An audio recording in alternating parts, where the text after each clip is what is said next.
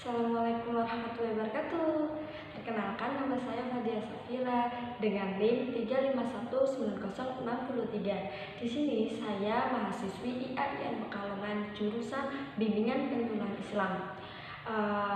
Dengan video ini saya akan menjelaskan dan menganalisis kasus dalam masyarakat mengenai teori nilai, norma, dan lembaga sosial. Di sini saya mengambil fenomena kasus tentang kekerasan pelecehan seksual terhadap anak di bawah umur.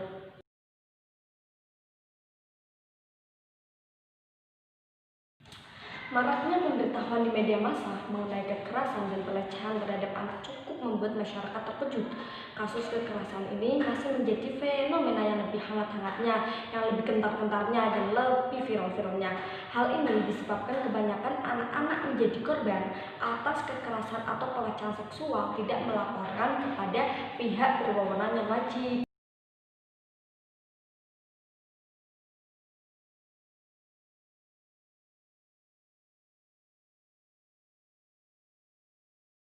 Di Indonesia, kasus kekerasan pelecehan seksual setiap tahun mengalami peningkatan. Korbannya bukan hanya dari kalangan wanita dewasa saja, tetapi juga dari kalangan anak-anak laki-laki maupun perempuan. Sekarang sudah merambah ke remaja, anak-anak, bahkan balita. Fenomena kekerasan pelecehan seksual ini terhadap anak semakin sering terjadi dan menjadi global, hampir di berbagai kota hingga negara. Kasus kekerasan dan pelecehan seksual terhadap anak terus meningkat dari waktu ke waktu. Peningkatan tersebut tidak hanya dari segi kuantitas atau jumlah kasus terjadi, bahkan juga dari segi kualitas. Dan yang lebih tragis lagi, pelakunya adalah kebanyakan dari lingkungan keluarga dan lingkungan sekitar anak itu berada, seperti di dalam rumah sendiri, sekolah, lembaga pendidikan, dan lingkungan sosial anak. Penyidik Unit Pelayanan Perempuan dan Anak Polda Metro Jaya menggelar rekonstruksi di Jakarta International School, Jakarta Selatan. Ya, kasus kejahatan seksual yang dialami MAK, siswa TK JIS ini terbongkar pada April lalu. Penyidik Unit Pelayanan Perempuan dan Anak Direktorat Kriminal Umum Polda Metro Jaya menggelar 54 adegan yang diperankan langsung para tersangka, sedangkan untuk korban diperankan oleh pemeran pengganti. Dalam rekonstruksi ini, awak media yang hendak mengambil gambar dihalangi petugas keamanan JIS. Penyidik juga menghadirkan Komisi Perlindungan Anak Indonesia, kuasa hukum korban, dan juga jaksa penuntut umum. Namun pihak kuasa hukum korban merasa kecewa karena tidak diperkenankan melihat langsung keseluruhan jalannya rekonstruksi. Sampai saat ini kita penyidikan adalah berdasarkan fakta. Ya, dari peristiwa itu polisi mencari fakta-fakta.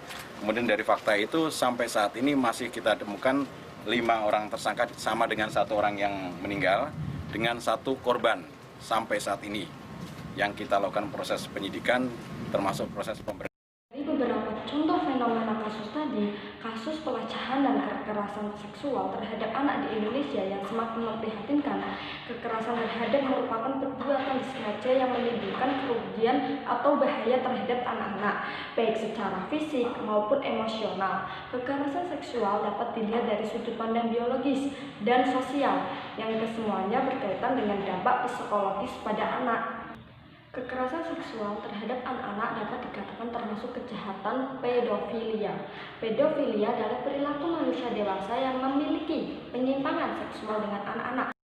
Efek dampak kekerasan dan pelecehan seksual terhadap anak cenderung menimbulkan traumatis, baik pada anak maupun pada orang dewasa. Tindakan kekerasan seksual pada anak membawa dampak enggan yang secara fisik dan kepada korbannya. Anak mengalami seperti depresi, gangguan jiwa, kemudian adanya perasaan takut, kemudian perasaan bersalah, dan menyalahkan diri sendiri, rasa takut ketika berhubungan dengan orang lain, mimpi buruk, bunuh diri, dan lain-lain. Dalam kasus ini, anak remaja maupun dewasa tidak memperlakukan dan memperhatikan nilai-nilai cinta kasih terhadap anak-anak, yang seringkali menumbuhkan konflik yang pada akhirnya melahirkan apa yang dinamakan tindak pidana. Untuk melindungi kepentingan tersebut, maka dibuat suatu aturan dan norma hukum yang wajib ditaati. Ketika seseorang melanggar aturan dan hukum dan menimbulkan kerugian pada orang lain atau melakukan tindak pidana akan dijatuhi pidana. Menurut pasal 1 ayat 2 Undang-Undang Nomor 23 Tahun 2000 tentang Perlindungan Anak yang berbunyi perlindungan anak adalah segala kegiatan untuk menjamin dan melindungi anak dan hak-haknya agar dapat hidup, tumbuh, dan berkembang serta mendapatkan perlindungan dari kekerasan dan diskriminasi. Undang-Undang Nomor 11 Tahun 2012 tentang Sistem Peradilan Pidana Anak pasal mengatur anak sebagai korban bentuk mendapatkan rehabilitasi dari lembaga. Kemudian diatur pula dalam Undang-Undang Nomor 13 Tahun 2006 tentang perlindungan saksi dan korban bahwa korban tidak pidana mendapatkan bantuan hukum baik medis, rehabilitasi psikologi seperti proses kemudian pengobatan untuk memulihkan kondisi baik fisik, kemudian mental maupun sosial, serta dibentuknya lembaga sosial sangat perlu untuk menampung dibentuknya lembaga sosial sangat perlu untuk menampung anak yang menjadi korban tindak pidana kekerasan seksual ini. Lembaga ini perlu didukung oleh profesional atau ahli seperti pekerja sosial, psikolog, ahli hukum, dan dokter.